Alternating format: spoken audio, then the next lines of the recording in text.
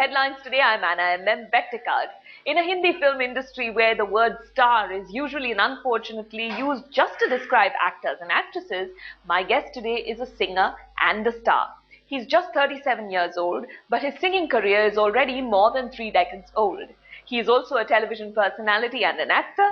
Sonu Nigam, welcome to Headlines today. Thank you very much. That's more longevity than many people have by the time they're in their 50s and 60s. I think that's the advantage of starting early. You're 37 and the first song you sang was at the age of? I actually began singing on stage at the age of 4 in 77. That's when the movie Hum Kisi Se Kam Nahi came. Kya Ho Tera Wada was a song that I sang from that movie on stage. And then after that I acted in lots of movies from 80 to 84. And then I came back to Bombay from Delhi in 1991 to become a singer specifically. A lot of child stars feel a little fatigued. There are some child stars who don't want to be in the limelight because their childhood has been so tiring. You never felt that way? Mine was a reverse case, in fact. I was the one who was adamant about going on stage. So I wanted to go on the stage. I wanted to sing. I was dying to grow up, to have control of my life, and I didn't want to really always remain a kid. So yeah, I remember all throughout my teenagers, I was just waiting to be an adult and have, take charge of my life. You know, when a person is a music star or a person is an actor, for instance, it's the whole package. It's the off-screen persona just as much as what they're seeing on screen or hearing in albums. So give them both. Is that what you're doing these days? Yes, give them both. Give them talent. If you want to give them drama, give them a bit of drama, but do not sacrifice on the talent. That's what I would say. But you feel that other television talent hunts apart I've from been a part of them too. Chote Ustad that have been too focused on the fringe? Yeah, I've been a part of them too. And it took me a long time to convince something. And till the time I was with them, I used to see to it that the quality is not compromised with. But then I left the shows after some times, and I felt that they were back into the same thing of fooling the audiences by drama or going for a good-looking singer than a good singer, just because she or he is more probably funkier or good-looking in the physical sense of the word. Okay, so when you say give them both, when I ask, is that what you're doing these days? I mean, your style is being noticed, your dress sense, your choice of clothes is being noticed. Is that part of what you are doing yourself when you say give people both? When did I stop doing this? I have been like this from the time I came to Bombay. From 91, I had hair this long.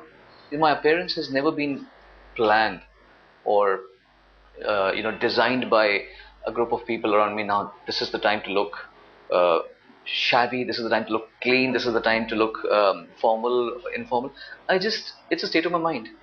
Sometimes I feel like growing my hair longer, and I grow them longer. This is the longest I've ever had my hair though, and I'm enjoying it. It's a lot of caretaking though, and it takes a much longer time to take it back. How much time do you spend on this? How much time do you spend on your hair? I just wash them, shampoo them, condition them, and then normally if I have time, then I just comb them, so that because they're very soft and delicate thin hair of mine, they get jumbled and I need to clean them. But I have noticed, the Mumbai fashion analysts have been noticing your dress sense a lot in recent months. This is a relationship that me and the media have had always, and I enjoy it because all this shows that I matter, and I want to be mattered for them. I don't want to one day wake up and change something about myself and not be written about. So for me, it's a love relationship. Not even hate, it's a love relationship because it's their duty, it's their bread and butter. Media survives on all those things. But you had made a comment at some point about how in India musicians, there aren't enough musicians who have the courage to be styled in the manner of rock stars abroad. Is that the gist of what you there said? are people who have been crazy, but media never really writes about them, frankly. But how many Indian singers do we have who are high profile and who've been crazy in the way they dress? See, the thing is, people confine themselves to the playback singing thing, which I don't do. Okay, so it's not that a musician or a singer should not be glamorous. No, I don't think so. But they never really care about glamour, frankly. Most of us musicians are less glamorous than wacky. We just want to be ourselves.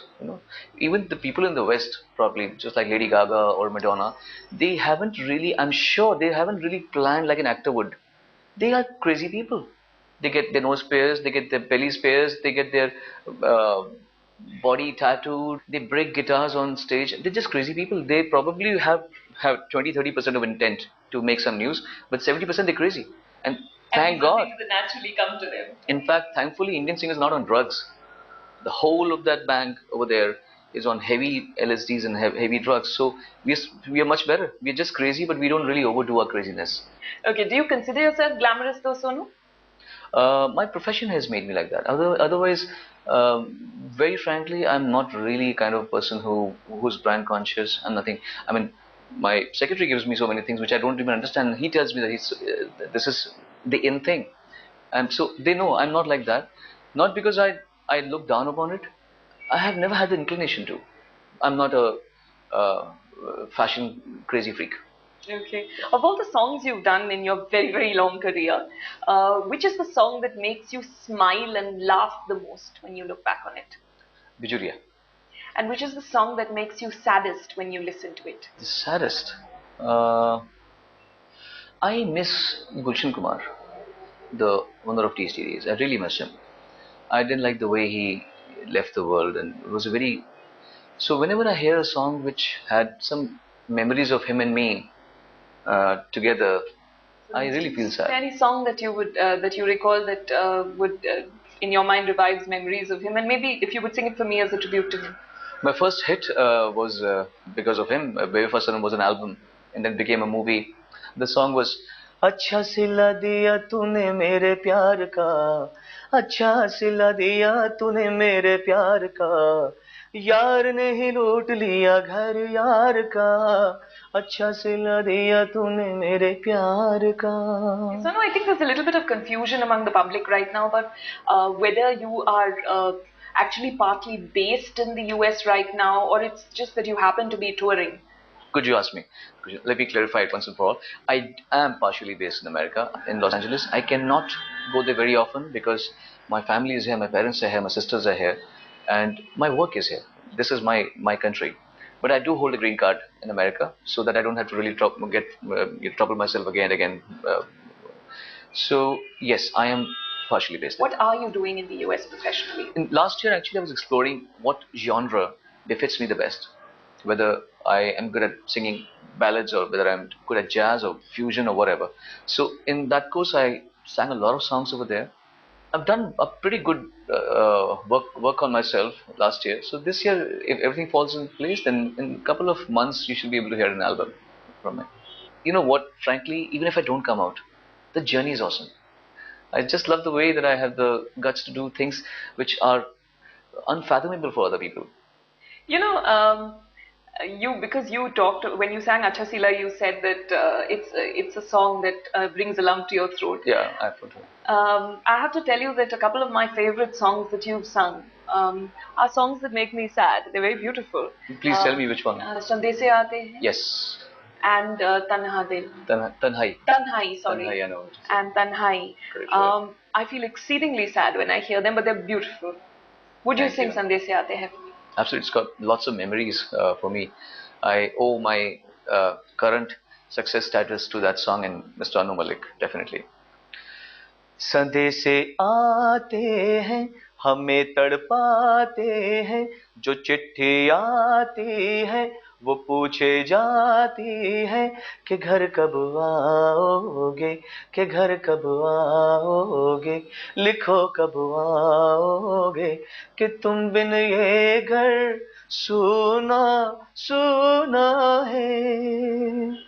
Why is it that a lot of the names that we associated with Gulshan Kumar Sahib, with Kumar Shanu, Udit Narayan, a lot of names right now there are just so many established singers who've more or less disappeared from the scene, and right now we're going through this door where there are so many songs which we don't even know the name of the singer or the face. This is a brilliant question that you've asked me. I wish I had the answer for this. You should ask this question to the composers actually. They should be asked this question. The whole game has become concerts. Everybody is only, and why not? What else is it? There isn't any other income for a composer or a singer besides shows, and everybody wants shows, and there are only so many shows.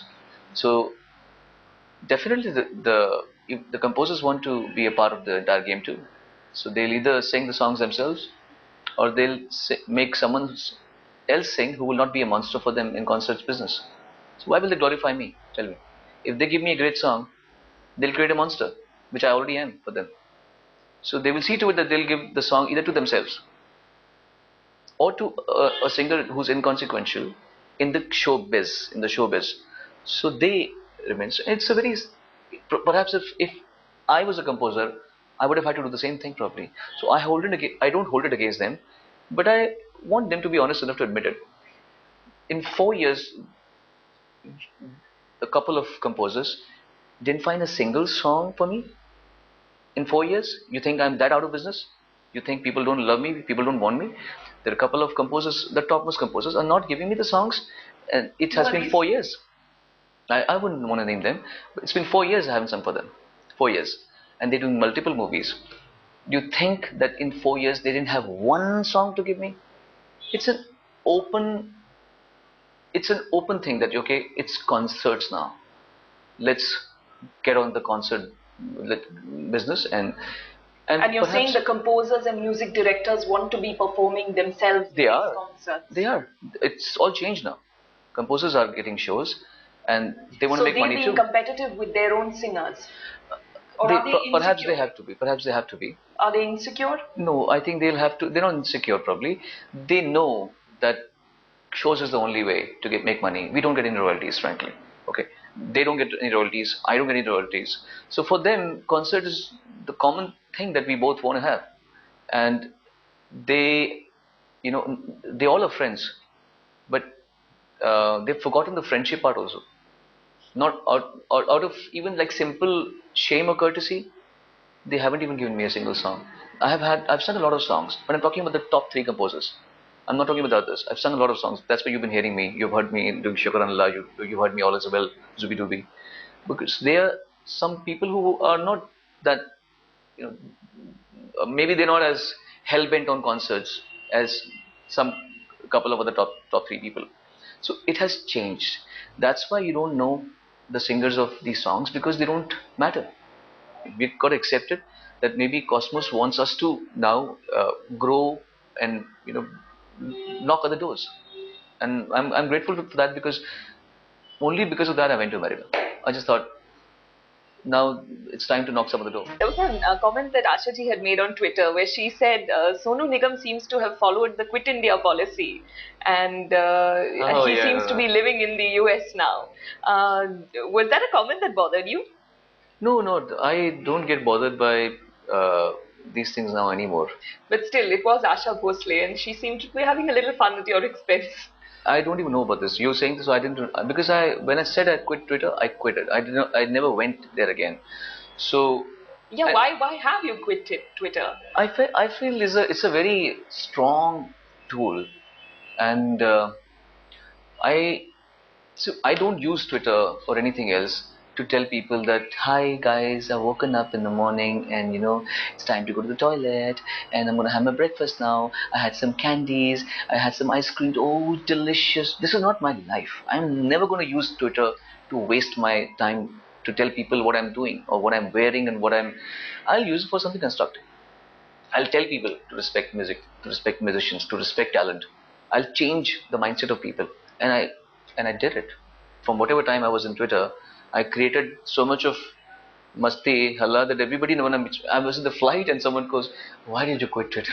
You were loving, we loved your comments. And he said, are you really done with Twitter? So why are you? I did. Because I did what I had to do. But the thing is, it's a very nasty tool. And because I'm very good at words, I know that. I'm good at words. I'll end up hurting people. I'll end up giving them counter things. But for people have said nasty things to you also. I'm not supposed to give it back to them, because in a way I'm going beyond my own boundaries, and I'm very honest. I don't have any qualms accepting the fact that I was getting counter nasty, and I didn't want to do that. I did what I wanted to do in that little time, but I think I do not want to provide myself with such a ferocious tool that I'll go on creating negativity inside in my life. I don't want to do that. Okay, then let's lighten the mood right now. Would you sing Zooby Dooby for me? Zooby dooby pam para, zooby dooby param pam. Zooby dooby नाचे क्यों पागल stupid मन. शाखों पे पत्ते गा रहे हैं, फूलों पे भंवरे गा रहे, दीवानी किरणें गा रही है, ये पत्ते ये दर्द गा रहे. ओ बगिया में दो फूलों की हो रही है गुफ्तगू, जैसा फिल्मों में होता है हो रहा है हूबहू. आय आय आय जुबी डूबी पम पार, जुबी डूबी परम पम, जुबी डूबी नाचे क्यों पागल stupid man. Okay, you don't want to name the composers you said who don't want to give, who don't want, who feel insecure about the singers to whom they give songs. But I never said insecure. That was a word used by you. I don't feel they're insecure. Okay, competitive. No, what's the word you would use? I would say that they want to take care of the interest. Fair enough. All right. Yeah. You won't name the composers and music directors who you say want to take care of their own interests. They know it. One of the people who perhaps you are concerned about, let's just put it that way, would it be A.R. Rahman? Because there was this whole episode where there was a song of yours that you had sung for Ravan, which you were concerned that you were not invited for the music launch, then also that the song wasn't used and you weren't informed. Well, I wasn't aware that the song was not kept in the film, and people around me, just Facebook people and the friends, they must have heard. I had said that I have a song in Ravan some months back, and they remembered that.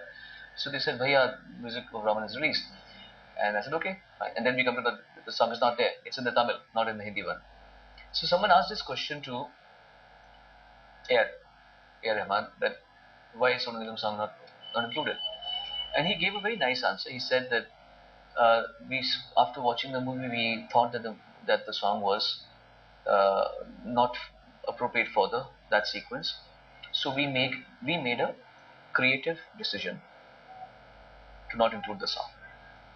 I only want to see a time in this world, in my country especially, when after a creative decision, all those involved in the creative are informed at least. When you make a creative decision, the next step to creative decision is to inform the concerned parties. Bas, that's it. I don't expect anything else. I just want someone to tell me, bro, song is not there. Okay, fine. I'm not going to say that, my song is not there. We're not crazy people. They're making a great movie. We want to be by their sides. I just feel that someone, whether it's Mani Ratnam, or it's A.R. Rahman, or their secretary, or someone should just pick up a call and say, sorry sir, your song is not there, okay? We'll be okay with that. It's about feeling that you have been given that kind of that respect, and your work has been given that respect? No, I would do this. If I was a composer, if I was a producer like Mani Ratnam, and if I made a decision like this, I would tell the person. So were you hurt or angry with Mani Ratnam or with A.R. Rahman? No, I was not hurt and angry. I just, you become numb. You don't have answers for such things. So I am not hurt or angry with them at all, because we're not buddies anyways. It's not like me. Rahman picks up the phone and calls me up. Hi Sonu, how are you doing? How's life? We're not buddies anyways. We're work colleagues. We respect each other we've been working for the last 13, 14 years. And whenever we meet, we work with so much of compassion, and we have a lot of positivity. So I don't expect anything else from them. I just feel that I want our country to reach a point of professionalism. The hierarchy should not be defined too much. There is no hierarchy, okay? Today you're taking my interview. That doesn't mean everybody sitting over here is inferior to you or me. Every single person involved is important. This is what this country needs to understand. The value of labor and everybody. There's too much of hierarchy. Sir. This hierarchy should go. Hierarchy system. Everybody should give him the proper respect. Whether he's a singer, whether he's a spot boy, or whether should be given the proper respect. Okay, I don't want to work with you, Mr. Spot Boy. Can I tell you this? I have to tell you why I don't want to work with you, Mr. Spot Boy. This is what this country needs. I tweeted this interview, and our viewers have sent in some questions for you. Sonam Kapoor, that's the actress Sonam Kapoor, wants to know, ask Sonu sir how important is Riyaz for him, and how was it living with a father with such tremendous talent? You're talking about my father? Yeah. Fantastic. Well, there is no substitute to Riyaz, first of all. And we had a nice interaction when she was in my show. So I guess someone commented that I was one of the children's Pakistani kids' father said that I entered Rahat Fateh Ali Khan's room and he was sitting talking to his friends, and I entered Sonu Nigam's room. He was doing Kanpura Riyaz. So I think she heard that and she thought that I'm always forever in the Riyaz mode. I am always in the Riyaz mode, and but sometimes I do not get a chance to do too much of Riyaz, but I make up for it. And when I have to sing, I'm always fit and fine and always well. So Riyaz, there is no substitute to Riyaz. And a question about your father. My father is a great man. He's a great human being. My father and mother both sing very well. And my father, besides his talent, it is his integrity, it is his dignity, it is his, I am what I am because of my father, the way he has kept my finances, the way he has kept my family. They are such simple people with such rudimentary needs. They have nothing, no needs, nothing. They just are there like two pillars holding Sonu Nigam. So it is a blessing to be born to Mr. Kumar Nigam and Shobha Nigam. Okay. Abhi Tippa wants to know, how do you really feel being so popular in recent days in the Kannada film industry? And Nagendra wants you to sing one of your popular Kannada songs. Okay. As I always say, no blames, no credits to anyone. I don't know how it all happened. I've been singing a lot of songs in lots of languages earlier also. I sang Kannada songs earlier also. Just one fine day I heard that one of my movies became so big and the songs became so popular, it changed the face of Kannada film industry. And I'm proud to be part of it. Again, I say I don't want to take unnecessary undue credit for it that, I worked very hard for it. No, I work hard in all my songs. The result is in the hands of the Almighty. So it happened. I was destined to be a part of this movie. And at your behest, I'm going to sing the song for you. ಅನಿಸುತ್ತಿದೆ ಯಾಕೋ ಎಂದು ನೀನೇನೆ ನನ್ನವಳೆಂದು ಮಾಯದ ಲೋಕದಿಂದ ನನಗಾಗಿ ನನ್ನಲೆಂದು ಆಹಾ ಎಂಥ ಮಧುರ ಯಾತನೆ ತರರರರರರದ ಹಾಗೆ ಸುಮ್ಮನೆ ಅನಿಸುತ್ತಿದೆ ಯಾಕೋ ಎಂದು. Sorry for the words because I don't remember that much of all the songs that I sing. What a lovely note to end the interview on. Sonu Nigam, thank you so much for joining me on this show. Pleasure, thanks. That's it from me on this show. Do send me your feedback on twitter.com/Anna Bektikad. After the break, the news is coming up. Stay with us.